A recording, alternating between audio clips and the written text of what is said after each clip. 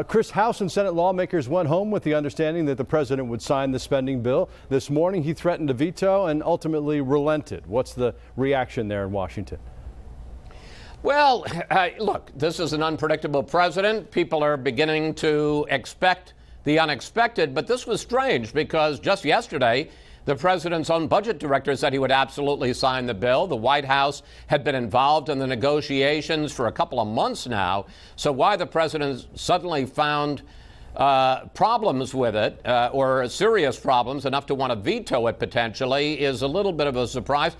One thing a cynic might say is, while we spend all of today wondering about this, we didn't talk much about the interview last night with a Playboy playmate who said she had a long-time affair with President Trump.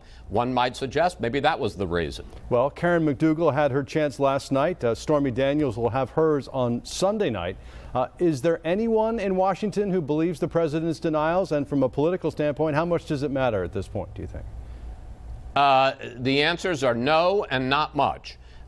No, I think that people, where there's that much smoke, and it's not just these two, but obviously a lot of other women during the campaign talked about the president making inappropriate advances to them. So I suspect people believe, if not this, that something much like it happened. The political impact, I think, almost none. Remember that you had the Access Hollywood tape, a lot of allegations before the campaign, and the country elected Donald Trump president. So I think there's sort of a feeling that this has already been litigated. It may be embarrassing, it may be painful to him and his wife, but in terms of its political effect, I think people who voted for Trump don't care. People who voted against Trump kind of expected it. All right. Another big shakeup this week in the Trump White House. The president replacing his national security advisor, H.R. McMaster, with John Bolton, who's much more hawkish, of course, with regard to North Korea and Iran. Some suggesting that this puts us even potentially closer to war. Is that overblown, do you think? Well, look, in the end, the person who makes the decision is the president. It's not his advisors, and particularly this president. Having said that, you can't help but say that when you replace McMaster and Tillerson with Bolton and Pompeo, you have moved further to the right in a more hawkish position. Doesn't mean that the president's going to get involved in a war in North Korea or Iran, but in the case of Bolton, he's somebody who was specifically just a couple of weeks ago wrote an article laying out the legal case for a preemptive strike against North Korea. Perhaps this is part of an effort by the president to say to the North Koreans, I really mean business. You better come to the table and be willing to negotiate. But if they refuse to, then perhaps the president will have backed himself into a corner, and he'll have a bunch of people who think the best way is to fight their way out of it. Yeah, let's talk about trade war. The president talked about $50 billion in tariffs on Chinese imports. Over the next couple of weeks, they're going to decide how that happens. China is already talking about retaliating. People in the president's own party are saying, look, tariffs are a tax against American consumers. How much of this do you think is actually going to happen? Well, again, we don't know. You got to remember, the president really campaigned, as opposed to some of these other issues. This is one of the president's big campaign issues, not tariffs in general, but certainly fighting back against China. He talked about how we were getting ripped off by the Chinese. He was going to fight back. I think he genuinely believes it.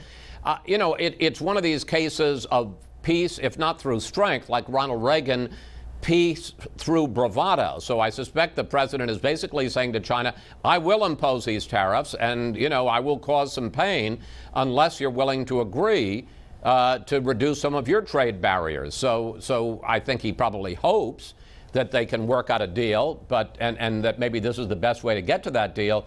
But I think that when it comes to China, if they don't get an accommodation, he will go ahead and impose those tariffs, and we'll see. There are an awful lot of free traders who are concerned about that. It's been another busy week in Washington. They all seem to be busy this year. What do you have coming up on Fox News Sunday this weekend? Well, this weekend, on Saturday, there's going to be that major march on Washington by, we think, more than 500,000 people, led by students, especially from Marjorie Stoneman Douglas High School in Parkland, who were victims of that and survivors of that school shooting. We'll be talking to two of the organizers who've become kind of national figures, Cameron Kasky and Delaney Tarr. Look, one march isn't going to make a difference. The question is, are they going to be able to keep this up like the civil rights movement did, like the anti-war movement did, voting people in midterm elections. Young people typically don't vote. We'll talk to them about not the short term, but the long term, what happens after the march. And then we'll be talking to the Treasury Secretary, Steven Mnuchin, tariffs, trade war, stock market down, questions about the economy, lots to talk to him about. We'll look forward to it and be watching as always. Chris, thanks. Thank you, Russ.